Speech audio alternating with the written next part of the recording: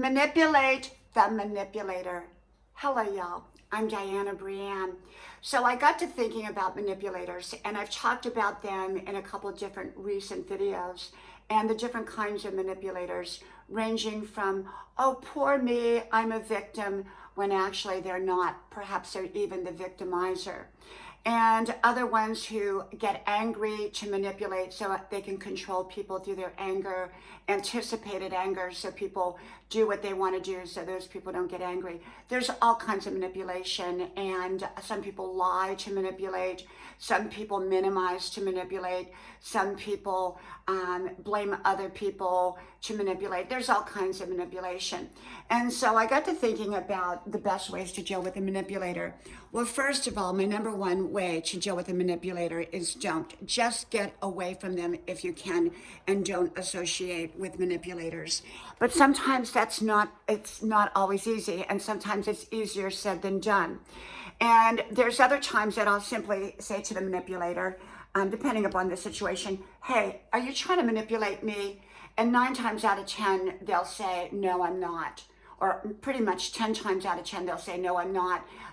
Why do you feel this way? And then they try to twist it back on you and put the blame on you, and that you're paranoid and all kinds of things. The manipulator has a whole list of ways to manipulate.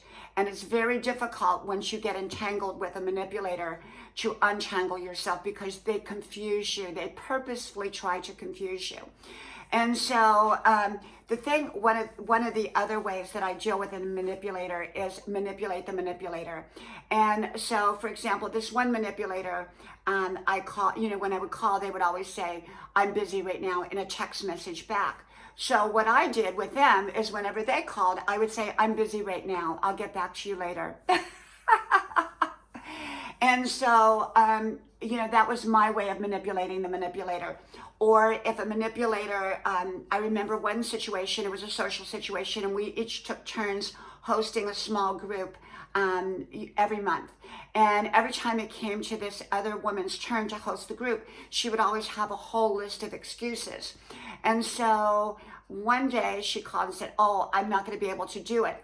But before she could hang up, I pretended like I didn't even hear what she had to say. And I said, oh, I'm so looking forward to being at your group luncheon this month.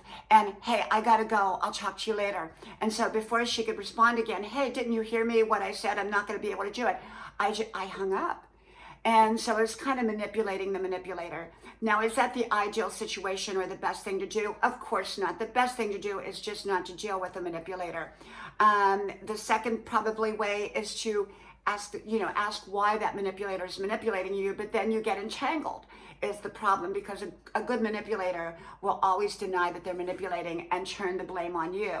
And then they'll confuse you. And before you know it, you've left the room and you're totally confused. And so the best way is really not to deal with them if you can, but I always like the idea of, manipulating the manipulator kind of for fun, because that's what they do all the time. So you're kind of turning the tables back on them, and they don't like that. They don't like that when you turn the tables back on them. They are there to confuse you. They're there to manipulate. They're there to get what they want and not give you what you want. And they're there to be unfair. And that's just what manipulators do. So sometimes it can be kind of fun to manipulate the manipulator when they've been trying to manipulate you. From my house to yours, may God bless you. I hope you like, share, subscribe, and I hope to talk to you soon again. Bye-bye.